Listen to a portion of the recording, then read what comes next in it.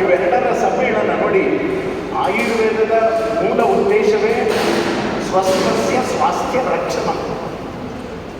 ರೋಗ ಬಂದ ಮೇಲೆ ಅದರ ರೋಗ ಪರಿಮಾರ್ಜನೆ. ಅದೇ aim and motto of Ayurveda.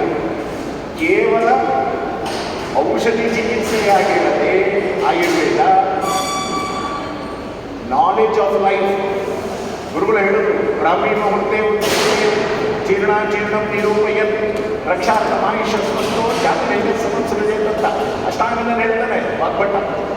ದಿನಚರ್ಯ ಏನ್ ಮಾಡ್ಬೇಕು ಅಂತ, ಬೆಳಗಾಗಿ ಏನ್ ಮಾಡ್ಬೇಕು ಅಂತ ಹೇಳಿದ್ರು ನೋಡಿ. ಒಂದು ಶ್ಲೋಕ ಇದೆ, ಬಹಳ ಅದ್ಭುತ ದಿನಚರ್ಯ, ಗುರುಗಳಿಗೂ ಗೊತ್ತಿರುತ್ತದೆ. ಪ್ರಣಮ್ಯ ದೇವಾನ್ ವೃತ್ತಾಂಶ ಮಂಗಳಾಸ್ತು ಶತಂ ಶುಭಂ ಶೃಣ್ವನ್ ಕಾಂಚನ ವಿನ್ಯಸ್ತಂ ಸರ್ಪಿ ಪಶ್ಯೇತ್ ಅನಂತರಂ. ಇದು ಬಹಳ, ಇದು ಆಯುರ್ವೇದದ ವಾಕ್ಯ. ಬೆಳಗಾಗಿ ಏನ್ ಮಾಡಬೇಕು? ಪ್ರಣಮ್ಯ ದೇವಾನ್ ವೃತ್ತಾಂಶ. ನೋಡಿ, ಇದು ನಮ್ಮ ಆಯುರ್ವೇದ ಕೊಡೋದು. ಬೆಳಗಾಗಿದ್ದು ಗುರು ಹಿರಿಯರಿಗೆ ನಮಸ್ಕಾರ ಮಾಡುತ್ತೆ. ಪ್ರಣಮ್ಯ ದೇವಾನ್ ವೃತ್ತಾಂಶ. ಆಮೇಲೆ ಮಂಗಲಾಷ್ಟ ಶತಂ ಶುಭಂ. ಮಂಗಳಾಷ್ಟಕ ಹೇಳುತ್ತೆ.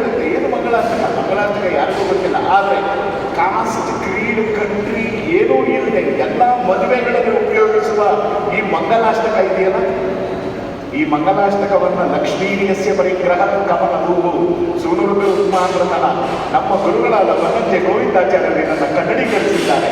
ಇದರ ಕನ್ನಡದ ಅನುವಾದ ಓದಿದರೆ, ರಮಯ್ಯವನ ಮೊಡಲಿ ನಾನು ಮೊಗನು ಗರುಡ ಮುಗಿನ ಗಾಡಿ ಮೊಮ್ಮಗನು ಶಿವನು ಸುರರಸನಗುವನು ಶೇಷಗಣನ ಮಂಚ ಬ್ರಹ್ಮಾಂಡ ಬಣದಿ ಸುರರು ಆಲೊರೆಯ ಪರಿಪರಿಯ ಕಿಂಕರರು ಜಗವ ಪೊರೆವ ಸಂಸಾರಿ ಹರಿಯು ಕರುಣಿಸಲಿ ಮಂಗಳವನು.